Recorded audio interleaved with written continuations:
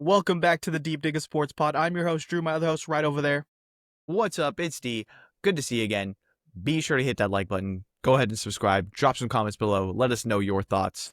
Today we are talking Matthew Stafford and the reports coming out. It was a day-to-day thing. Now he's going week to week with his back injury. I think someone came out and said that it's a herniated disc and they're trying to treat him for it. He should be back for week 1, but what do you think is going on with Matthew Stafford and the Rams? I think they're preparing for Jimmy G to be the starter. This is the second offseason in a row where there's just something wrong with Matthew Stafford. I mean, he's an older player. He's seen a lot of, he's not a regular quarterback. He is a guy that will take contact. I mean, he's famous for that clip where he takes a big shot, comes down the field, and then scores a touchdown afterwards. And then afterwards goes to the sideline, is like, I'm super hurt. Oh shit. What's going on? With this injury, how they made the designation of him being week to week, but they are expecting him to play week 1. I think that is 100% him coming out there and being like, no, I will be ready. Just let me get some rest. Just let me do a little bit of rehab, and I promise I'm going to be ready for the season. I think that is Matthew Stafford telling the team, like, there's no way you're going to sit me. And I think the Rams are going to be trying to rehab him and get him up to 100%. But also they have it in their back pocket where they do have a veteran quarterback in Jimmy G. And this is why the Rams wanted to get out of the Matthew Stafford business and why they were trying to move off of him a year ago, but they worked out a deal and they kept him. There's no young replacement waiting in the wings. They had to go with Jimmy G. This is from Dr. Jesse Morse on X, otherwise known as Twitter. Matthew Stafford diagnosed with a herniated disc in his back and hoping an epidural will be enough to help with the pain.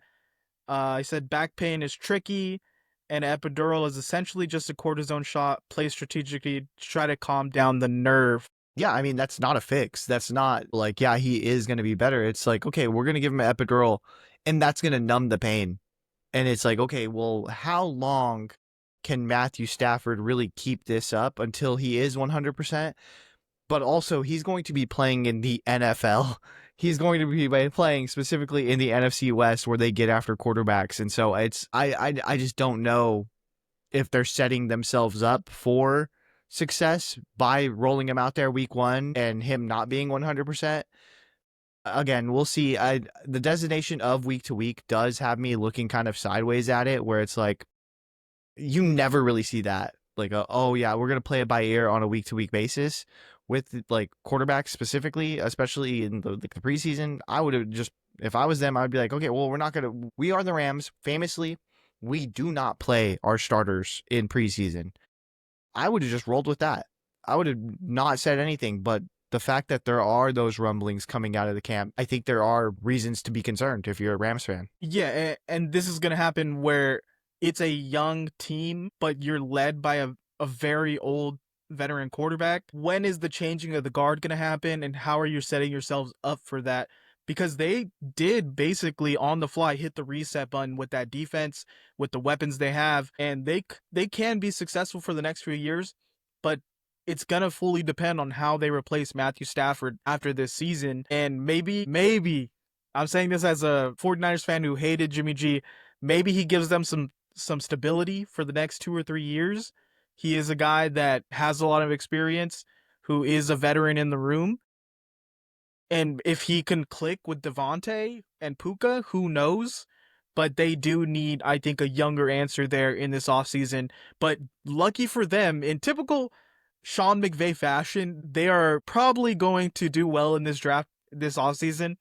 And look at it, it's a quarterback draft. It's full, have a plethora of quarterbacks to choose from. And it's just like, man, right when you think the Rams are going to fall off, Sean McVay pulls something magic and pulls together a better roster than everyone expected. I think they should sit Matthew Stafford to start the season, though. They don't have to bank on winning this division. They know the Niners are going to be competitive. The Seahawks, if Sam Darnold is as good as he was last year, are going to be competitive. The Cardinals going to sneak out a few wins here and there, but they're really well coached. I think they're pulling for wild card, and it's really possible in the NFC. I think if they're 9-10 wins, Rams could do that.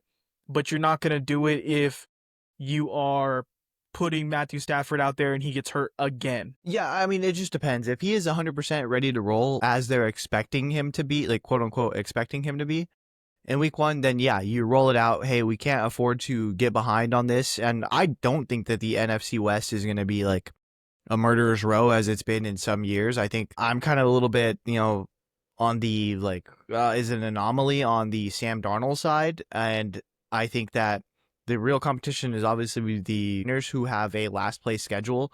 It's pretty easy. I think that they're going to be pretty good as far as the wins and loss column. And the Arizona Cardinals, I mean, they need to figure out what they're doing from their end. I mean, they have a guy at quarterback that they, weren't 100% sold on. They ended up giving him the contract, but they put some clauses in. They don't really look as great as, or made as much progress as they would have liked. So I think that it is possible for the Rams to win the NFC West, but not with a Matthew Stafford prolonged injury. And everyone's wanting to crown the winners that they're back, that they're going to be rolling through this division and the NFC. They have to go out there and prove it because they don't have the weapons at receiver. They don't have depth at the running back position.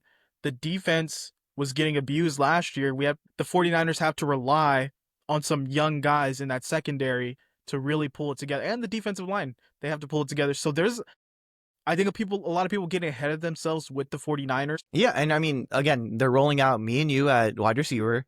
We will be starting week one. Like, it's pretty crazy. And yeah, they bring back Robert Saleh, who is going to be the heart and soul of that defense, and he knows kind of what it takes to build that championship like defensive roster. And I think the team is really going to rally around that. But on the offensive side of the ball, you're going to be relying pretty heavily on Christian McCaffrey.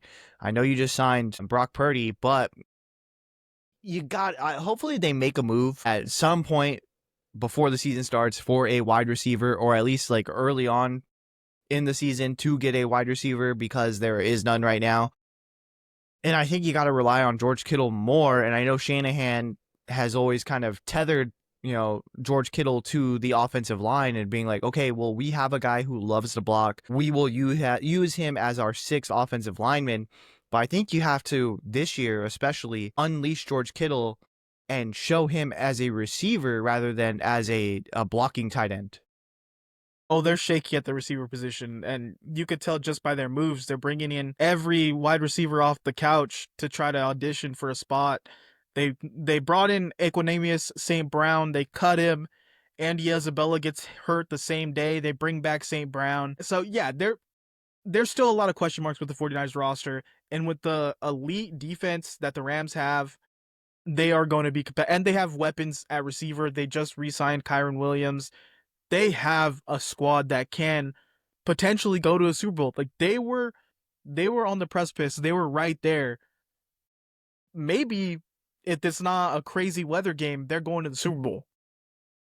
Yeah, exactly. Honestly, it was pretty close. It was a really close game, and that is a loaded Philadelphia Eagles roster, and the Rams held it, and you're 100% right. I think that if it was in LA or like it was toned down weather, it's a completely different game.